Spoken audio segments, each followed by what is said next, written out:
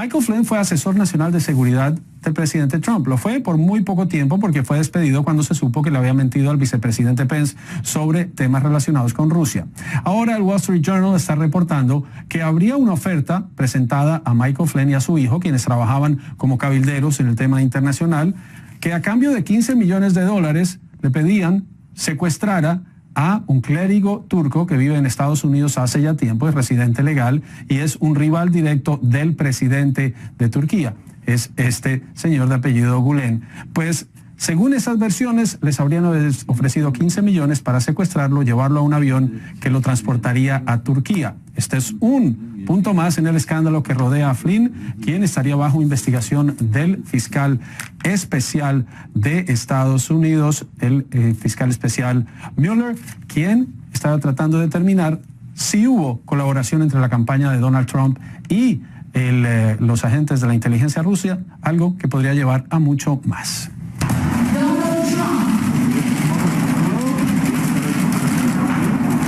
Ahí va el presidente Trump en Vietnam para la foto de grupo en la cumbre de la APEC y la expectativa de si se reuniría y conversaría con el presidente Vladimir Putin. Por lo menos sabemos que se dieron la mano. Su secretaria de prensa dijo que no iba a haber tiempo para un encuentro. Los rusos dieron a entender que los estadounidenses estaban haciendo todo lo posible para evitar la reunión del presidente de los Estados Unidos, que ha seguido hablando sobre Corea del Norte, sobre el mensaje para Pyongyang y la región, pero también sobre el comercio, que dice debe ser justo, y dijo, él pone a Estados Unidos primero, antes que los demás, y dijo también que los demás lo harían, que es lo lógico, primero su país y después el de los demás. Pero ¿qué se dice en Corea del Norte? ¿Cuál es la expectativa de esta visita? Las declaraciones oficiales son en términos, como acostumbra ese gobierno, bastante fuertes. Pero veamos el informe del único corresponsal estadounidense que puede reportar desde Corea del Norte, mi colega Will Ripley, desde Pyongyang. En Corea del Norte, donde las noticias son estrictamente controladas por el gobierno, los medios estatales apenas informaron sobre el discurso del presidente Trump en Seúl. No dieron ningún detalle sobre la crítica mordaz de los derechos humanos en Corea del Norte, ni de sus palabras duras sobre su líder supremo, Kim Jong-un. Corea del Norte no es el paraíso que su abuelo vislumbró. Es un infierno que no se merece ninguna persona. A pesar de las estrictas restricciones en el flujo de información, nuestros guías gubernamentales nos permiten que les digamos a los ciudadanos de Pyongyang lo que dijo exactamente Trump. Es un disparate. La realidad aquí es muy diferente. Vivimos felices y gozamos de derechos exclusivos. Cuando dice que tienen derechos que la gente de afuera no tiene, ¿a qué derechos se refiere? Un ejemplo es nuestro excelente líder Kim Jong-un. Nos lleva a un mejor futuro. Trump no tiene derecho de hablar sobre los derechos humanos. Es un loco belicoso. Tiene un belicismo incesante y vomita basura retórica constantemente. Su respuesta repite lo dicho por la principal casa editorial de Corea del Norte, que describió sus palabras como un belicismo incesante que vomita basura retórica constantemente. Ri Won-gil trabaja para la casa editorial. Le pregunté sobre lo que dijo el presidente Trump. Corea del Norte es un estado fallido en el que la mayoría vive en la pobreza, marcando un contraste con su vecino del sur. ¿Por qué cree que la economía de Corea del Sur es mucho más grande que la de Corea del Norte? ¿Está de acuerdo con el presidente Trump que las políticas de su gobierno son las responsables? Él no tiene idea en absoluto sobre esta parte del país. Aquí tenemos educación, vivienda y atención médica gratuita. Ri se crió huérfano. Sus padres murieron sirviendo al régimen. Ahora tiene un excelente trabajo en la capital. Según la ONU, la mayoría de los norcoreanos vive frecuentemente sin electricidad, agua potable ni alimentos nutritivos. ¿Y la gente que vive aquí en Pyongyang? ¿Los que viven en el campo? Estamos construyendo nuestra economía a pesar de las sanciones y el bloqueo económico de los estadounidenses. Con los países occidentales también hay diferencias enormes entre la vida en la capital y la vida en pueblos pequeños. En 17 viajes a Corea del Norte nunca he oído a nadie criticar al gobierno. No hay tolerancia en absoluto para ningún tipo de disidencia. Los desertores que han testificado ante la ONU dan cuenta de una situación mucho más sombría. Pero aquí nadie se desvía de la línea del partido. Dicen que este país no es un infierno, es su hogar. y han dicho que no van a renunciar a su programa nuclear. Hablemos de los titulares en Estados Unidos y del escándalo que rodea a Roy Moore. Fue el presidente de la Corte Suprema de Alabama, es candidato republicano al Senado por ese estado, y dijo hoy que ha visto evidencia de una conspiración en su contra. No dio las pruebas. Dice que no tuvo ningún tipo de relación con una niña de 14 años hace 38, cuando él de 32 años era ya fiscal en ese estado, que es una conspiración en su contra, que no tiene por qué renunciar a su candidatura, a pesar de la presión de figuras del partido, como el exgobernador y excandidato presidencial Mitt Romney, quien dijo que en los casos criminales es donde se es inocente hasta que se demuestre lo contrario, pero dice que este artículo del Washington Post, en el que 4 mujeres, entre ellas una de 14 años, aseguran que él intentó seducirlas, pues dice él que no es cierto, que no va a renunciar.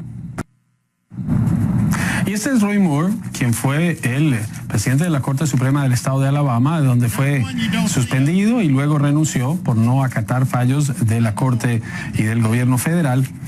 Y ahora está en medio de un escándalo. Una mujer dice que cuando ella tenía 14 años y él 32, él la intentó seducir y que habría cometido abuso sexual. Roy Moore hoy negó.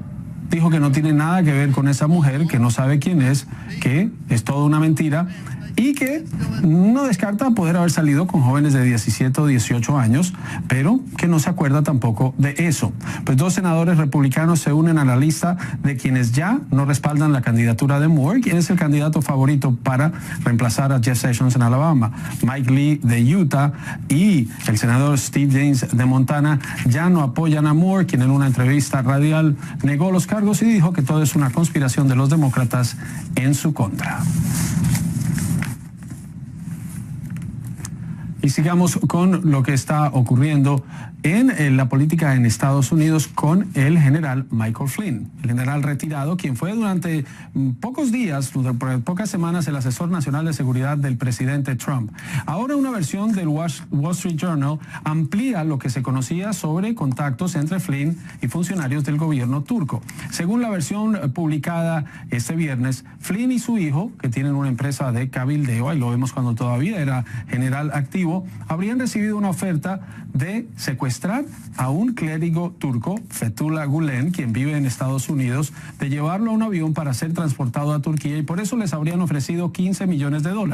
Es parte de la investigación que adelanta el fiscal especial Robert Mueller, quien maneja el caso de la intervención rusa en Estados Unidos. Sus abogados, los abogados de Flynn, dicen que no se han pronunciado en este caso, pero que las acusaciones son tan absurdas que tienen que salir a negarlas. Flynn enfrenta investigación por su contacto con los turcos y también por sus contactos con Rusia. Y otro integrante de la campaña, George Papadopoulos, quien fue asesor del presidente Trump en política exterior, pero quien ha sido presentado como alguien de menor nivel, alguien que servía el café, se reunió con funcionarios británicos a nombre de la campaña de Donald Trump. Eso lo confirmó el Ministerio de Relaciones Exteriores de ese país, el Foreign Office. También se reunió con colonos judíos para hablar sobre la relación. Esas reuniones van en contravía de las declaraciones de funcionarios de la campaña que dicen que a pesar de estar en fotografías con el presidente Trump cuando era candidato, que no lo conocían, que era de poco nivel y que no sabían que era parte de la campaña. El presidente Trump sigue en Vietnam, fue a la reunión para la APEC y había expectativas sobre si se reuniría o no con el presidente ruso Vladimir Putin. Aquí la pregunta es si fue más allá del saludo que ustedes ven en esta imagen, en la foto de grupo de la reunión de la APEC, a la que el presidente Trump llevó su mensaje sobre Corea del Norte y la estrategia de Estados Unidos, pero también donde reiteró su posición sobre comercio exterior, donde dijo que prefiere los acuerdos bilaterales y no los multilaterales, y dijo que Estados Unidos va primero, que para él Estados Unidos es la prioridad y que los otros gobiernos deben hacer exactamente lo mismo. Y el juicio en contra del senador demócrata por Nueva Jersey, Robert Menéndez, avanza, pero todo parece indicar que no habrá una solución pronta. Veamos el informe de María Santana. El senador Bob Menéndez es inocente. Esa es la opinión de una miembro del jurado que acaba de ser excusada del juicio por corrupción contra el senador por Nueva Jersey y el oftalmólogo Salomon Melgen. Evelyn Arroyo Maltsby fue sustituida como jurado este jueves porque saldrá de vacaciones, algo que el juez que lleva el caso había aprobado anteriormente. Arroyo aseguró en declaraciones a CNN que el jurado está dividido y que no logrará llegar a un acuerdo. El senador demócrata está acusado de aceptar lujosos y extravagantes regalos del adinerado oculista de Florida a cambio de usar su influencia política a fin de promover los intereses personales y financieros del doctor. Arroyo dijo que sus excompañeros, miembros del panel, seguían revisando documentos y testimonios ofrecidos durante 9 semanas para tratar de determinar si Menéndez y Melgen cometieron un crimen, pero describió la experiencia como estresante, ya que aunque cree firmemente en la inocencia de ambos, otros miembros del jurado intentaban cambiar su decisión. Les dije que no iban a cambiar mi opinión y que no había ninguna razón para que intentaran cambiarla. Yo estuve en la corte durante 9 semanas y en esas 9 semanas ellos presentaron todo lo que tenían que presentar. No me dormí, presté atención y tomé notas. Entonces lo que yo vi en el tribunal fue que él no es culpable de ninguno de los cargos, tampoco el doctor Melgen. Ellos son amigos. Estas declaraciones ofrecen un primer y extraordinario vistazo al estado de ánimo del jurado tras 16 horas de deliberaciones sin que haya habido un veredicto. Por su parte, el senador Menéndez agradeció el servicio del jurado y reiteró su confianza en que será declarado inocente de todos los cargos que pesan en su contra. Quiero darle gracias al jurado que actualmente tuvo que ser excusado. Le agradezco a ella por sus esfuerzos en el jurado. Busco con una nueva expectativa que el lunes con el nuevo jurado se une a todos los otros del jurado que van a encontrar, como yo he tenido bien claro desde el primer día, que somos inocentes de todos estos cargos y esperamos que ese veredicto de inocencia es lo que vamos a lograr la semana que viene. Las deliberaciones del jurado, compuesto por 5 hombres y 7 mujeres, se reanudan este lunes. De ser hallado culpable, Menéndez podría ser condenado a varios años de cárcel y ser expulsado del Senado. María Santana, CNN, Nueva York. La pregunta de hoy tiene que ver precisamente con ese último segmento que veían ustedes sobre nuestra entrevista con el congresista Mario Díaz-Balart. Hablamos de Cuba, hablamos de las sanciones, pero también de TPS y de los Dreamers. Él propone, el congresista, una solución inmediata. ¿Qué dicen ustedes? ¿Qué reaccionaron a las declaraciones del congresista? Stephanie dice, me gustaría que los legalizaran, pero sí han terminado la escuela. Hay muchos. Miguel Abadón, echándole lógica, si Estados Unidos quiere más seguridad, tiene que legalizar a quienes viven en las sombras. Edgar Zúñiga, que vuelvan a sus países. Si llegaron con permisos temporales, deben regresar. Mirna Villeda, que Dios le dé muchas fuerzas y siga luchando por estas personas. Son sus opiniones a través de las redes.